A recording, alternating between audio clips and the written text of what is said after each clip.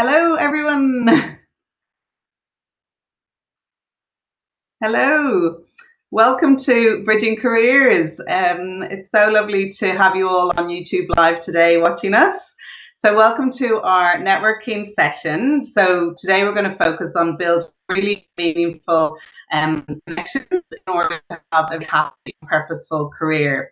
So this is the 5th of 10 free events this week that we're running with over 40 amazing speakers, all volunteering their time to help, really share their knowledge and wisdom and insights and inspire all of you watching. I'd like to begin by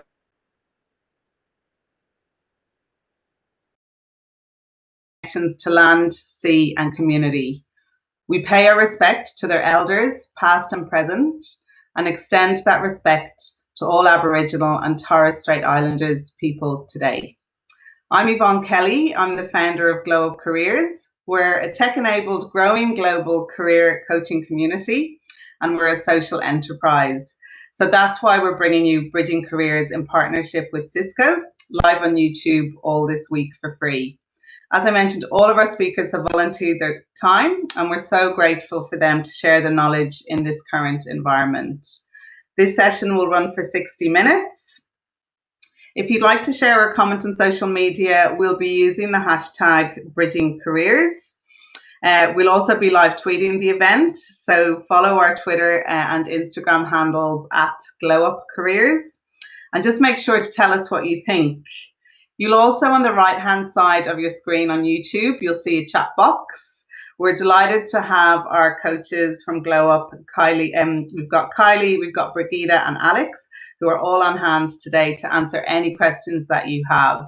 If we've got time, we'll try and direct some of those questions to the panel. So let's get straight into the session. I'm so excited about this session. We're going to hear everything you need to know about networking. So both face-to-face networking and online, which has obviously become more popular in recent times. So I'd love to introduce you to our panel members. So Nyadol Nyan was born in a refugee camp in Itong in Ethiopia and raised in Kakuma refugee camp in Kenya.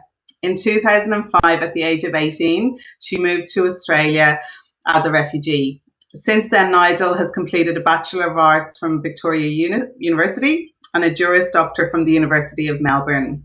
She now works as a commercial litigator with Arnold Bloch Leibler. Nyadol is a vocal advocate for human rights, multiculturalism, the settlement of people with refugee experiences, and those seeking asylum. She's worked and volunteered extensively in these areas with a range of organizations and has won numerous awards for her work in this area, including the Human Rights Anti-Racism Award. Last year, she was AFR 11 Most Influential Women in Australia, and she was a founding member of the African Australian Legal Network and is chair of Harmony Alliance, a refugee and migrant support organisation. So welcome, Nyadol. And Nyadol's joining us today. She's had an interesting morning. So Nyadol, we're very excited to have you here. Thank you for joining us. Having me. I've locked myself out of my house, so I am coming live from my car.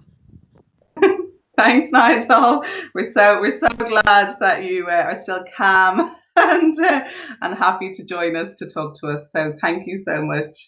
So our next speaker that I'd like to introduce is Karen Hollenbach. So Karen is an independent LinkedIn specialist, a trainer, and the founding director of Think Bespoke. With over 10 years LinkedIn training experience in Australia, Karen is ranked in the top 10 LinkedIn experts for Asia Pacific by the Social Media Marketing Institute. She's taught many individuals and organizations how to embrace LinkedIn, including me, as a tool for their career and business. And Karen enjoys sharing her insights about the success factors for LinkedIn profiles and LinkedIn company pages to help achieve professional goals. She's also aligned to the Indigenous Literacy Foundation. So thank you and welcome, Karen. Excellent. So we've also got Andrew Morello, is an awarded entrepreneur, investor, author, and winner of the first Australian Apprentice. So many of you might recognize Andrew. prior to becoming head of business development, where he is now at the Entourage, Morello worked with Yellow Brick Road. He's also led numerous community projects across Australia and internationally. And as a founding board member of Project Gen Z, a social enterprise which is on and development program for disadvantaged children. He supports 2 orphanages in Cambodia with Geraldine Cox, and he sits on the board of Seed Foundation, supporting Indigenous education. So welcome, Andrew. Great to be, Yvonne. Thank you very much. Excellent. All our speakers have the most amazing backgrounds. So as I said, I'm so excited. Last but absolutely not least, and our moderator for today is Marina Go. So Marina, we were speaking before, I said I've heard of Marina from so many different people that have told me how amazing she is. Marina is a female leadership powerhouse. She's a chair of the Super Netball Commission. She's ovarian. She sits on the board of Ovarian Cancer Australia. She's the chair of the Walkley Foundation and a non-executive director on the boards of Energy Australia, 7-Eleven, Autosports Group and ProPac. She's also a member of PwC's Diversity Advisory Board, University of New South Wales Business Advisory Council, chair of the Centre for Media Transition at UTS, and author of the business book for women, Breakthrough, 20 Success Strategies for Female Leaders. So I'm sure Marina has so much to share about networking with us. She's over 30 years of leadership experience in the media industry, having started her career as a journalist. So Marina, welcome. Hi, Yvonne. Thank you for inviting me to be part of this incredible panel. I can't, when I listen to you talking through the CVs of the panelists, I was just overwhelmed. So I'm really excited to be joining you today. Thank you. Excellent, brilliant. So I just want to start, as I said, Marina's going to moderate this discussion, but I wanted to start with a question for Marina. So as you can see, Marina, you've had the most amazing career. It's so inspirational. When I read it, I was blown away by what you've achieved. What part has networking played in you getting to where you are today? Well, networking has been the key, really. And I think, you learn really quickly that you need to know the right people, but most importantly, you need them to know you. And so getting yourself positioned in front of the right people is difficult, but necessary. And I think as I'm a lot older than all of the people on this call. And so, over the years, I've just become better at it. And, Karen, in the early discussion was talking about the fact that she's naturally an introvert. And so am I. I'm naturally an introvert. And I did the Myers-Briggs thing, a few years ago. And I'm basically slightly an extrovert. And I was told that it's because I've had to become an extrovert through all the networking that you have to do in order to progress the career that I've had. Has pushed me a little bit over the line, but my natural comfort zone is actually to be by myself, just kind of regenerating. And so, but yeah, look, I have become very good at networking and understanding that in order to get to where I want to go, I have to meet certain people, I have to make sure that certain people know who I am. And I then work out how to do that. And so you become strategic about it and very deliberate. I mentor a number of women, and it's the number one thing that they're terrified of, but it's the number one thing that makes a big difference in the way that I can help them to make a very big difference to where we start and where we end at the final part of the year with them. If they've become very good at networking, I can promise you that their career has progressed. Yeah, amazing. And in our storytelling session yesterday, we had a great discussion about that often people are scared about the whole idea of networking, and they get, especially if you are introverted, you get a bit nervous. And whereas if you think about putting yourself in the service of others and helping others, that through the conversation that you can teach them something and learn, that it makes it less scary. And I think that is something that we can discuss a little bit further with all of the panel members. But yeah, congratulations on such an amazing career, and thank you for moderating the session. So I'll hand over to you, Marina, to take it from here. I'll still be here. I'm happy to jump in and engage too. So yeah, thank you. Thanks, Yvonne.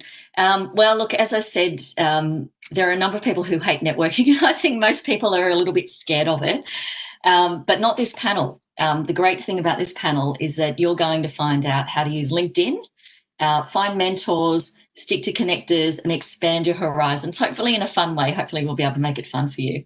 Networking can have a negative connotation about it. I think, there are people who think it can be a negative thing. However, we're going to show you that it's actually a positive thing. It's about connecting with the people around us to expand our reach, to meet new people. We naturally do it as part of life and community anyway. So I'm going to ask each of my panelists to tell us what are each of your experiences with networking and how has it helped your career. I'm going to start with you, Karen. Okay, hello everyone, and thank you, Yvonne. So I do actually identify as someone with ambivert tendencies. So I do, people think I'm either an introvert because of what I sort of said to you at the start, Marina, or they think I'm an extrovert when they meet me because I love a chat. And I think as an educator and lifelong learner, the way I've learnt to comfortably navigate networking is to treat it like a learning experience. So because I have a genuine interest in people and because I love hearing people's stories, networking has become a way that's created so many career opportunities for me. If I think about my first public speaking opportunity, it was because I walked up to the host of a women's business networking event with my local council and was just curious and asked questions about how they made decisions about their guest speaker, thinking that maybe in the next 3, 6, 12 months I might pitch an opportunity. I then got a call about 2 or 3 weeks later being invited to be a guest speaker and to talk to their community about LinkedIn. So I think for me, networking has been a way to practice how I describe myself. And in the process of doing that, it's helped me build my confidence. It's certainly helped me learn about myself in that context, but also learn from others. And I think when you go into a networking situation, it's this idea of serving, which Yvonne talked about. So if you're uncomfortable with the idea of selling or pitching, I think that actually gives you an advantage, because if you go in with the sense of, I'm going to learn something today in this event, or I'm going to learn something tonight, or I'm going to see something from a different point of view, I might have a discussion with someone who I disagree with, and that potentially could alter my worldview. I think that's going to really help you. And I think you talked about this idea of being strategic with networking. I'm certainly a lot more strategic now about who I surround myself with, where I go, and I use follow-up rituals, particularly with LinkedIn. So when we meet in real life, there's opportunities to connect with people on LinkedIn, but I have a very disciplined ritual now of sending people personalised invitations to connect. And sometimes even in advance of networking events, I will reach out to people. So that's really my experience with it. And I think building relationships versus self-promotion is the lens I would encourage everyone to put on how they approach networking. Great. Nigel, can you tell us a little bit about how networking has helped your career? I think Nigel's key opener guy has arrived. I think I saw him in the background. Yeah. So when she looked back, and I assumed when she switched herself off, the what do you call him? The locksmith has arrived to get her into her house. So yeah. Okay, well, let's Andrew, I'll go to you then, and for Nigel to rejoin us. Yes. So, like, probably if anyone's writing things down, there's probably a couple of key principles. I always like to write things down. I made some notes, and I just took some notes from you. I wasn't being rude. I was putting some notes in my phone for what was being said by you all before. And I think the key principles for me is that, first of all, you need to have the paradigm shift and the mindset that the meaning to life is the people we meet and what we create with them. So let me just let that sink in for a minute. The meaning to life is the people we meet and what we create with them. If you go into networking with that kind of a mindset and that paradigm shift in your subconscious, it doesn't matter if you're young, old, doesn't matter if you're an introvert, extrovert, doesn't matter, because the meaning to life is that you're going to go out there You're going to find people, and what you're going to create with them might not be anything today. And that's where that mindset and that mind shift needs to come from, where you go, okay, I'm planting seeds for the future. The second part with networking that I'm very passionate about is that there's two types of people in this world, especially when it comes to either business networking or let's call it outcome-driven networking. Like, you know, I'd love to network with all of you guys just for the sake of networking with you guys because you've got beautiful energy and I want to absorb that energy and I want to get nourishment, right? But I think what you need to do is there's two types of people. There's hunters and there's farmers. And if you go into it with a farming mentality, so the hunter will go out there and say, okay, I want to achieve this result. And yes, there are times when you're going to need to do that. I agree on, I haven't gotten where I've gotten in my business world by not having an intention or an outcome. But I think if you go into it with a farmer mentality, where I'm planting the seeds for the future in order to make sure that I am going to reap those, the rewards of sowing those seeds. And if you go in with those two intentions, that the meaning of life is the people we meet and what we create with them. And number two, become the farmer, not the hunter. And don't always, there are going to be times you need an outcome, but go into it with with an open heart and an open mind. That's probably number three. Great. I'm assuming that Nigel is probably still with the locksmith. Yeah. So I'll come back to her when she joins us. But Andrew, I think, what I hear from most people, and particularly, people that I mentor who are at the beginning of their career, is they don't know where to begin. So for people like us, we now have, we can easily kind of walk into a room of people that we don't know, and we, even if we're not comfortable, we can actually walk into that room. Yes. But for a lot of, for new people, new in their career and new to the country, actually finding the room to walk into is the problem. So what advice would you give to those people? Yeah, so start with community first of all. So, like if you're a new Australian, and I'm first generation Australian. Both my parents came to Australia on a boat in 1956 down to Port Melbourne Pier. So, and my father, literally came with one shoe and an empty suitcase, and he's a serial networker. My mum passed away last month, but prior to that, she was very involved in the community. So let me give you a good example. My mother was a prime example. She got involved, and we're agnostic here, but like she got involved in the church. You might get involved in your mosque or your synagogue or your community group. My mum was involved she volunteered in the community as well. So what she did is she worked with elderly people from her community. So Italian people that couldn't speak English, she would go and pick them up and take them to the doctor and take them to the pharmacy and help them, navigate the challenges that these people couldn't obviously speak the language. So if you are in a position where you're a new Australian and you're wondering how can I start to get in and start to speak to people, maybe starting with your own community is not a bad thing. But at the same time, I don't want you to become insular. The greatest thing about Australia, I believe it's the greatest country in the world, the land of opportunity. The greatest thing about Australia is we are multicultural. So I'm not saying, when I say your community, it doesn't necessarily mean your religion or just your nationality. It means where you live geographically. Like there's always something going on. Like my sister used to volunteer down at the Flemington Flats down in Melbourne in the legal aid down there. She didn't want to be a lawyer, but she was a 15, 16, 17, 18, 19-year-old girl, donating her time to refugees that were, trying to navigate the legal system. And so like that led to her obviously now sitting on a number of illustrious boards. That led to some of the people she met now, employing her and sending her to London for 12 years and, having an extremely successful, strong, feminine, matriarchal energy my sister's got. It came from doing stuff at a ground level. And it's amazing when you go into it with such an open heart and open mind, like my sister did, like my mother did, at a community level. And yes, you're right, Marina, like it is very natural for me.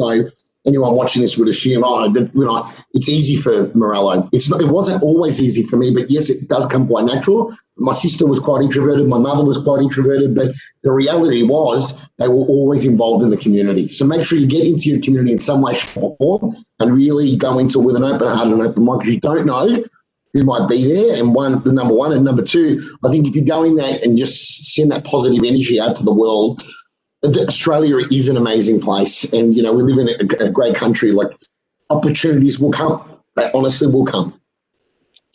Great advice, Andrew. Nigel, I hope that everything's okay and that you're okay to have rejoined us. We've just been talking about how difficult it is for people who are new to their career or new to the country.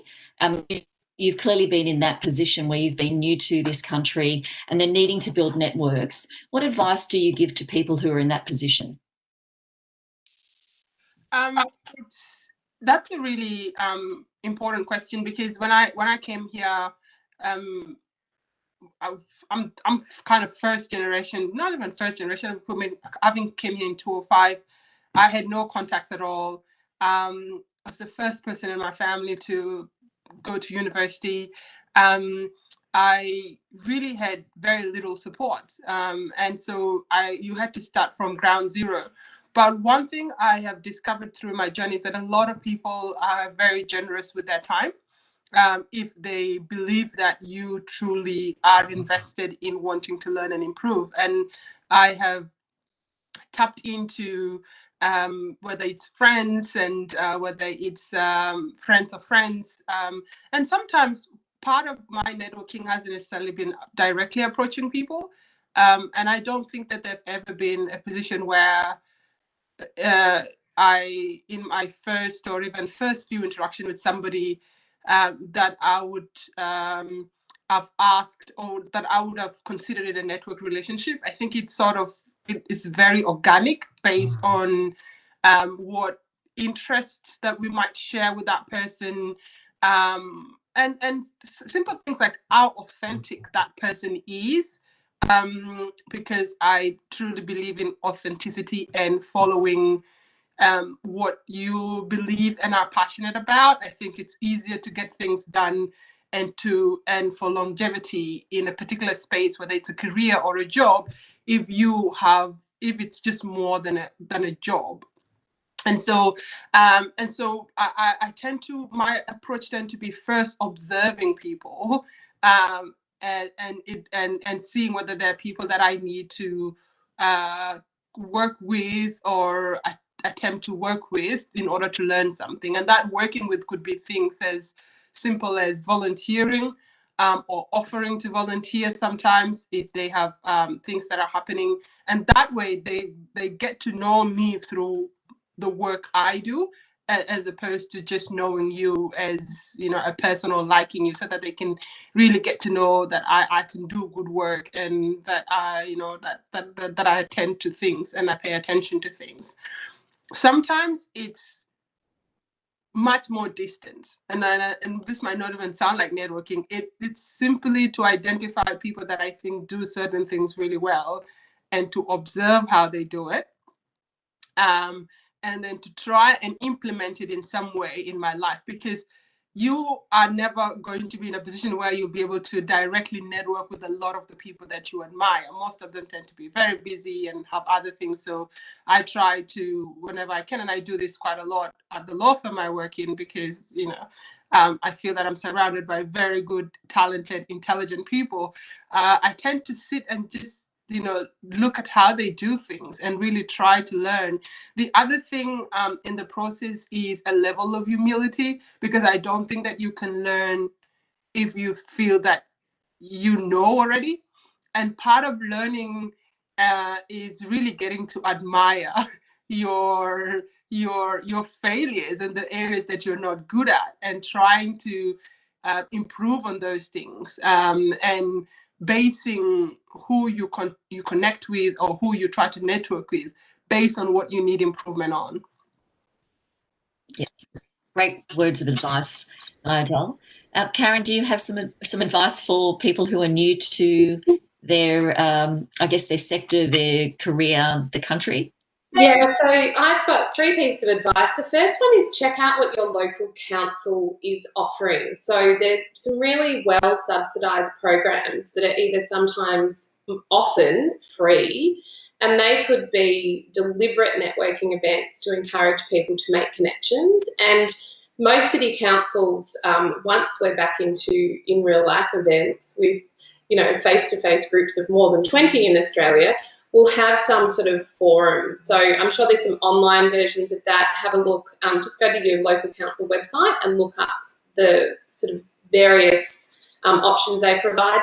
I think meetups are also a really good opportunity, and there's formal and informal networking opportunities across Australia. So it's all about just getting online and researching, meetups, networking in my area. And I really like this idea of observation. I think that takes a little bit of pressure off people. You could attend these events and not put any pressure on yourself to necessarily feel like you've got to engage in a conversation, but you can walk into those environments, or you can, log in and register to those environments and learn from others and learn more about your community. So local council meetups. And then the third one is industry bodies. So a lot of peak bodies, I know the recruitment industry has one. Most industries have peak body forums that they have networking events and opportunities for you to attend, and they have non-member pricing and member pricing. So I would encourage people just to do their research and find out what's available in their area of interest. And I always like to surround myself with people that know more than I do, because I'll walk away from that event, with a richer sense of what's going on in that particular community. Great, thanks, Karen. And I guess the only thing that I would add from my experience is that that very first step is very, very difficult, and so one of the things that I have suggested to particularly younger people coming through their careers is that we all know somebody, whether it's a friend or a family member, or somebody that you might be at university with. You need to ask questions about what other activities they do, and ask if they'll take you with them. So sometimes the starting point might just be a person that you know. So, because I think the concept for a lot of people, and particularly introverts, but also, if you're just very shy, is actually just feeling like you're able to walk into that room full of people. So I think, everyone needs to start where they're comfortable to start. And so that's an additional suggestion. But, all of the thoughts that you gave are brilliant thoughts, and I'm going to use them myself when I'm now giving advice to people that I mentor. Now I'm just wanting to check. Can I add something, Marina, Yes. as well? Yeah, definitely. Karen, first of all, that was great, because I think that was very pragmatic. I sometimes go on a bit of a tangent. So I think what I said, you take someone's pragmatic, linear, guts of it, and I think, you put them together and we got synergy there, right, which was good. But and I think what Nidal said as well, the humility. So the only thing I was going to add is, if you are a little bit apprehensive of attending these events, sometimes the preparation and being really good at asking questions, like, don't worry about you having to answer questions. That will come naturally and organically and via osmosis, in my opinion. So one of the best things you can do is, Nidal, you've hit the nail on the head. One of the questions I saw in the prep work was, Morello, how did I get some of the mentors and coaches that I have in my life? And I do have some, pretty high-level mentors and coaches, in the world of business that have achieved massive financial success. People are always like, how did you, get that? And I did what Nidal used to do, and I would just go and listen to them, or I'd ask them, can I observe? Can I sit in a room and just watch you on the phone? Back then we didn't have Zoom, so I would just go and listen to these coaches and these superstars, and I would go, and it sounds a bit weird, but I've had people say the same thing, Morello, can I just come and watch you? And I'm like, okay, are you sure you want to do that? And they're like, yeah, I just want to sit and observe how you interact on Zoom or how you interact at an event. Do you mind if I come along? So if you're somebody that's, first of all, have the courage to ask that. Number two, go prepared with questions. You don't need to be out worrying about the answers you're going to need to give people. If you're the person who asks the questions, it's amazing, in sales, I know this isn't a sales conference, but in sales, the best salesman or woman doesn't actually do a lot of talking. All they do is just ask lots and lots of questions. And at the end of it, the prospect goes, wow, that was a really good conversation. The reason why it was a really good conversation, they really like you, is because they got to talk about their favorite topic, which is them. That's what human beings want to do. They really actually just want to talk about themselves. So if you can just have some really good basic questions, like where you're from, how long have you been in Australia, or how are you involved in this community group, how are you involved in this industry, how did you get into this industry? Like, I could just sit there for probably the next 3 hours asking Nidal her story, and I would be so intrigued by it. And yes, you got to go into it with authenticity, like Nidal said, but genuinely just find the beauty and the romance in people's stories. Find the beauty and the romance in people's stories, and then everything else will be easy. And that's a wonderful segue. Thank you, Andrew, because I was going to ask Nidal about her experience with networking in her career. Last year, we were voted in the top 11 women of influence by the AFR, which is an enormous achievement. And so clearly you've had an opportunity to network, and you spoke to us earlier about the fact that it was difficult in the beginning, but clearly you've become better at it. But you must have faced some hurdles along the way. So share your story with us. As Andrew said, we learn from the storytelling of others. So it would be great to understand how networking has helped your career, but also some of the hurdles that you faced. You're on mute. Oh, Nidal, sorry, you're on mute. Yes. What an interesting day. I forgot how to unmute myself. I was trying to find it on the screen. Clearly, this is also the mind that assisted me to forget my keys. But going back to the topic, the first time I would say I network consciously, I'm kind of a bit uncomfortable with the term networking, because I think mine has often been a level of friendship, like finding friends and connecting with people. So when I first came to this country, my mom couldn't speak English at the time. So my first big learning process was to essentially do things on my own. So I turned up at a school and told them that I wanted to enroll in year 11, which was the equivalent of where I was in Kenya. And the teachers looked at me and thought, this is supposed to happen with your parents. And so I had to explain to the teacher why my mom could not attend as she could not speak English. I then tried to get my local pastor involved to try and get me to get to school. And so I kind of learned from a very early stage that if you don't stand up and ask for what you want, it's not going to happen. And from there on, whenever I went to university or whenever I was at work, I would ask for help whenever I thought I needed it. The thing that I think has been most useful for me hasn't been so much who I've networked with, but knowing precisely what I want to work on. So when I came to this country, I could speak English well, but I knew that my written English wasn't to the level I wanted it to be. So I definitely went on and started taking English classes to try and improve that. And that set me up to be able to work at a place like Arnold Bloch Liebler. And working at that firm and being surrounded by some really amazing and talented lawyers, I actively went out and looked for mentors within that space. And some I asked directly because I admired their career path. I sat down with them. I asked them of a coffee. I said, how did you start out? How do I build my career? What kind of skills should I be concentrating on now at my level? And what kind of skills should I be aiming to attain if I want to progress up high?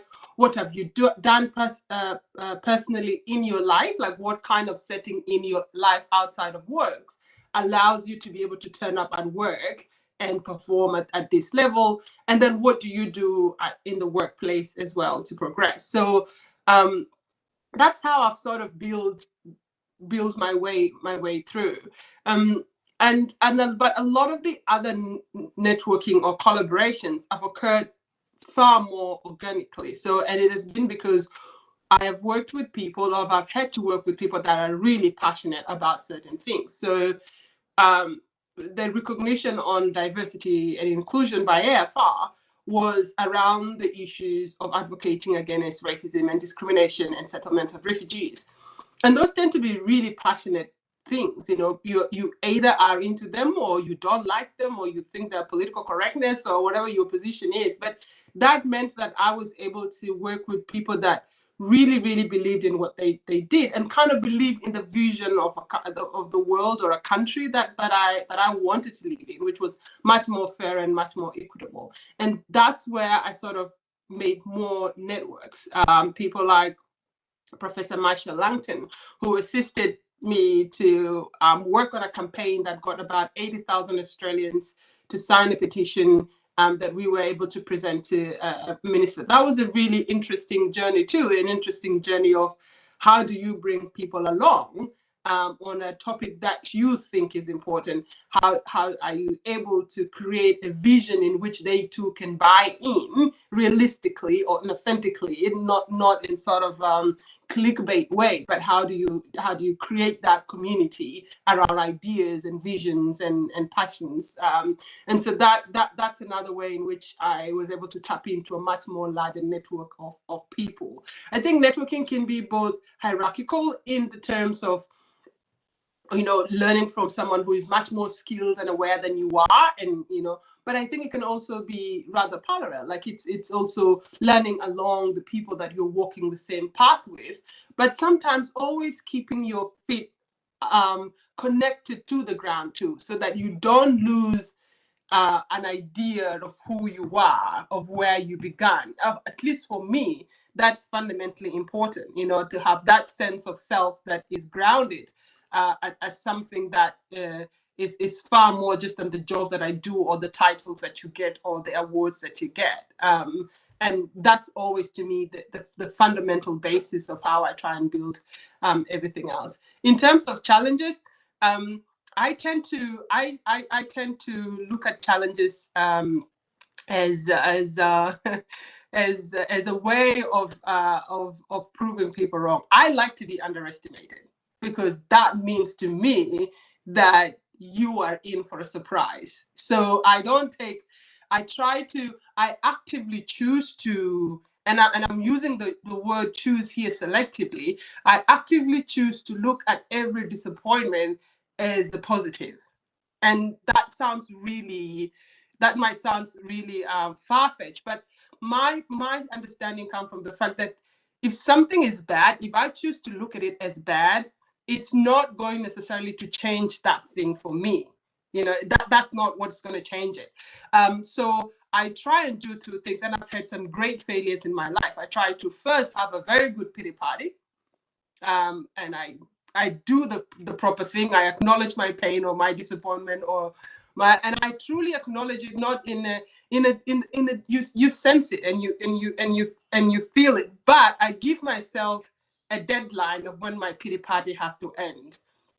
And that deadline comes, and I then try to move on, whether I'm limping or I'm crawling. I try to move on gradually until I get to that point where the pain is no longer as present, or the sense of failure is no longer as present.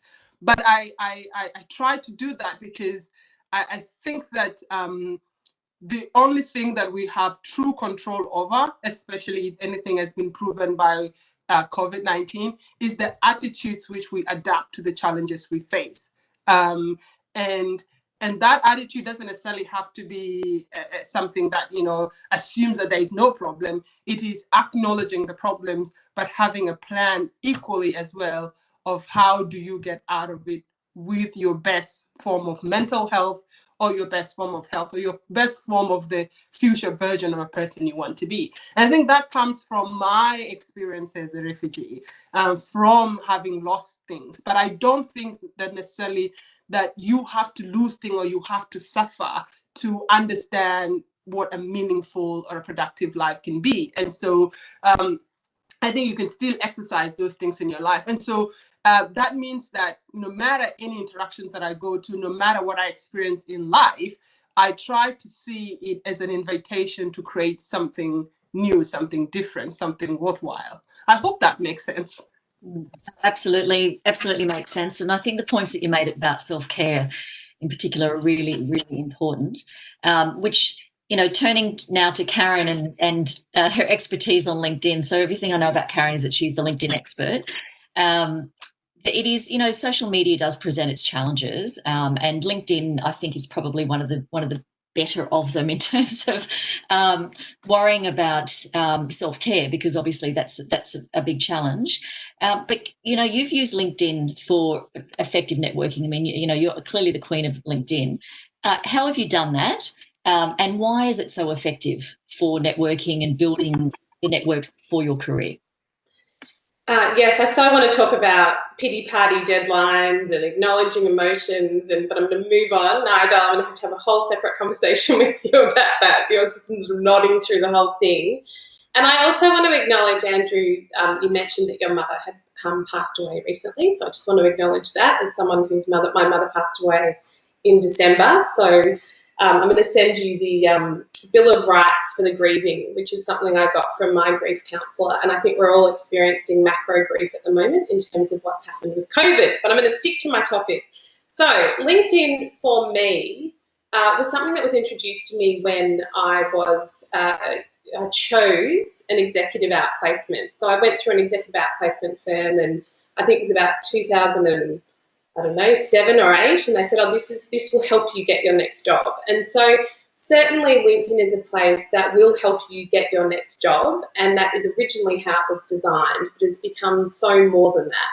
So with 2 young children under 3, I did make the decision to establish my own business. And as I grew into my identity as an entrepreneur, I started to look at LinkedIn as a way for me to stay connected to the people. I'm a corporate escapee, so it allowed me to stay connected to the people that I had previously worked with, but it also allowed me to really find my voice and tell my story in the context of how I was planning to show up in my business. So it's interesting, Marina, that you call LinkedIn social media. I have this debate in my monthly lunch and learns with clients, and I think it is labelled as social media, but one of the things I like about it is up until this point, and it is changing as a platform, it hasn't behaved like social media. And what I mean by that is I really do see it as 3 things: a place to get a job, a professional networking platform, but also a content marketing platform.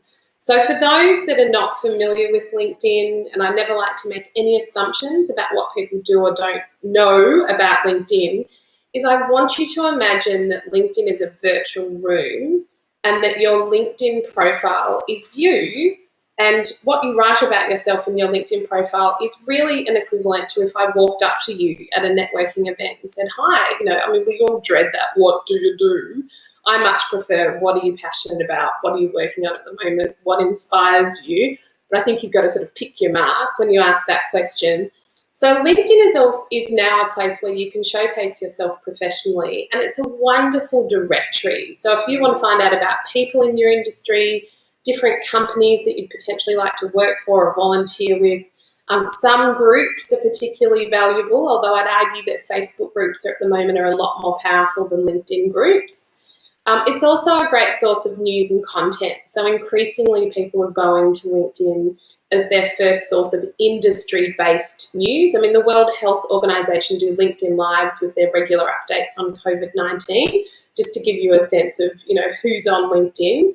And it's where you can assess a company's culture and learn from others and join conversations. So most organizations have a LinkedIn company page. So what used to happen as you prepared for a job was you'd go on the organization's website, you might get the most recent annual report and look through it. Now what you can do is go to the LinkedIn company page, have a look at their regular posts about what their team are doing.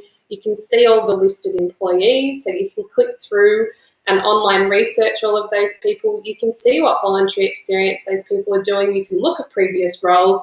And my favourite one, or 3rd degree connection. And that's a great networking tool for LinkedIn, where you can actually look at other people that you might know that might be connected with that individual to start conversations with networking.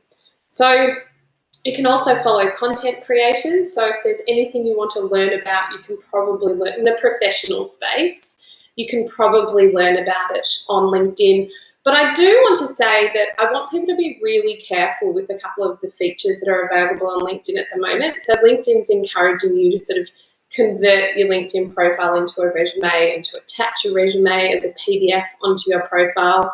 And I really would counsel people not to do that. I see your LinkedIn profile and your resume as two really different tools. So your LinkedIn profile should showcase your professional self, give us a sense of what you're like, what you believe in, your sort of career history up until now, and potentially what opportunities that you're looking for.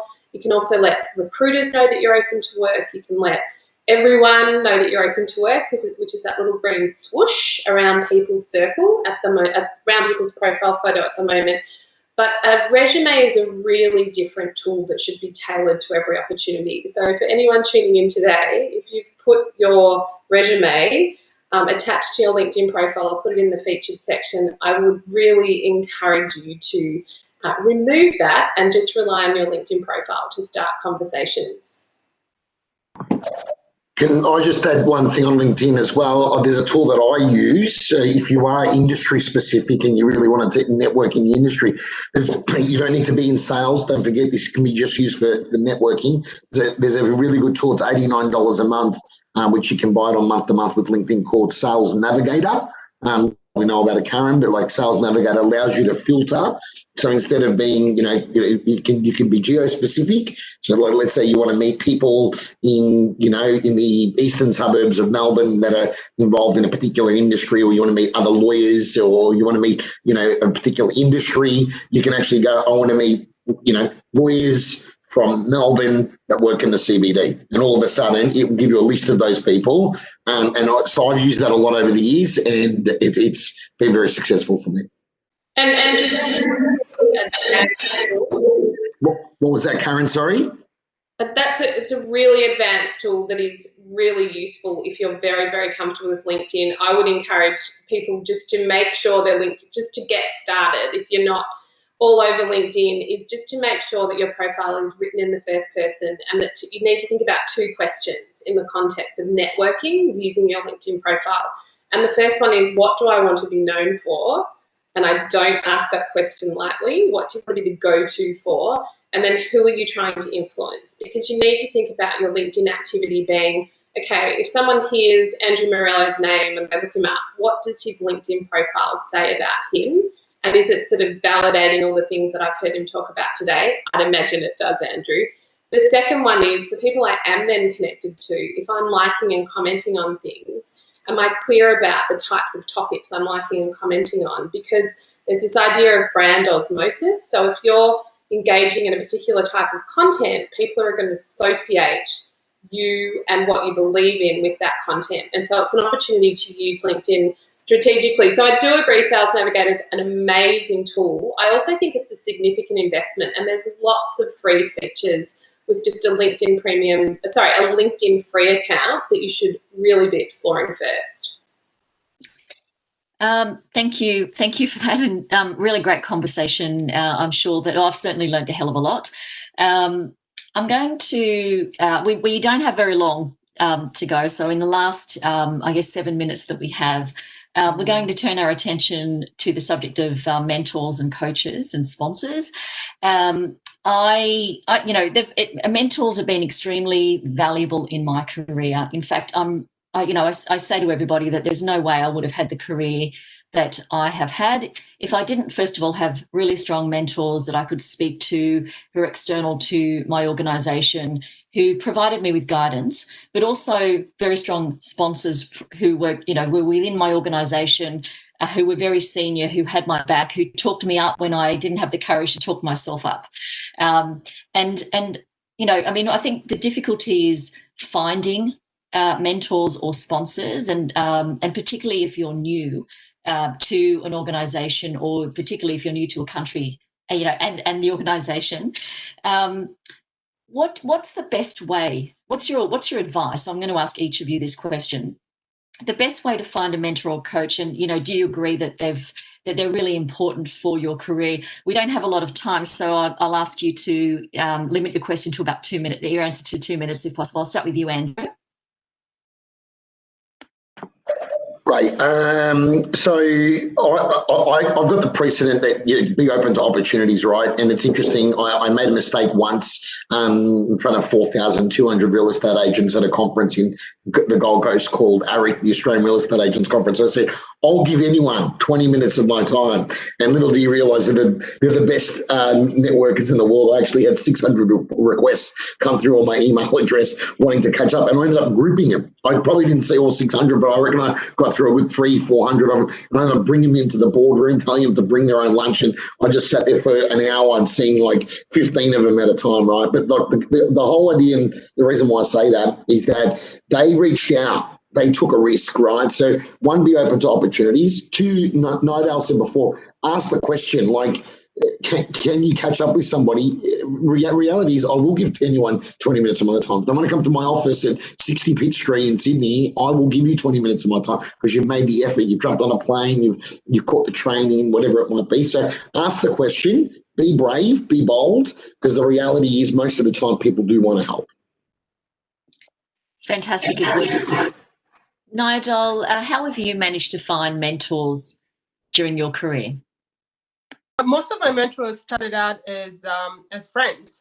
So my writing mentors I met through a writing project, and I've remained in contact with them. They're now friends.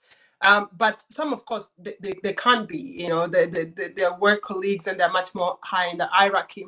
I approach people at work because I do think that having mentors is really important. And I think that you can have two kind of mentors. Ones that it's unofficial, so it's just not a very structured one, but you can also have one if it's available that is much more formal because it gives you a structure to follow, and it's someone who can hold you to account far more than someone who is a friend and who might want to spare your feelings sometimes. So I've got those kind of mentors. I've got mentors at work that I go to for questions about development professionally, and then I've got those mentors that are both mentors in what they do, but also they're also friends, and I can catch up on them outside of work and maintain a friendship that doesn't relate to the mentoring itself. But I have to say that most of my mentor groups have been my mentoring relationships have kind of really developed organically. The final part is, in addition to mentors, have advisors, you know, people that are very good at certain things or certain areas that you can go to and ask a particular question about that. So that's another useful tool. Thank you. Great advice. And Karen, the final word goes to you. How have mentors helped your career, and how have you found them? So significantly, and they've found me, and they've tended to be colleagues who've become friends that I've then sought advice for in the moment. And my tips for people with mentors, I'm only going to add new information. I agree with a lot of what Andrew and Nigel said. Consider what you need. So you might be really attracted to someone, they might really inspire you and you think you want to be like them, but really you need to be you. So you need to think about, what do I need? And when you go into either an informal or formal mentoring arrangement, really clarify up front what it is that you're looking for and whether that person wants to be a part of that conversation. So rather than just a really general conversation, say, look, I'm looking specifically for help in this. Is this something that you can do? Could you just give me some advice on how I might do that? And really ask around. So ask people, you know, who do you know that could help me with this? I want to work on this. Who would you know, what would you recommend? And don't underestimate the value of this amazing resource of the internet. We've got YouTube, we've got personal branding websites, we've got all these experts, coaches, mentors, advisors, entrepreneurs, leaders of industry that are prolific content creators and providing a lot of their insights online. So yes, you could have a formal arrangement. Yes, there could be money exchange, but you could also just ask people in your community that could point you to some great resources online that could really help you. Fantastic. Well, I think that's all we have time for, and I hopefully you'll agree with me. It's been a really interesting discussion. I've personally learned a hell of a lot about networking and mentoring, and I thought that I thought I'd had a lot of experiences. I think the most interesting thing that anyone who has watched this will see is that everybody is different. So everybody's path has been different.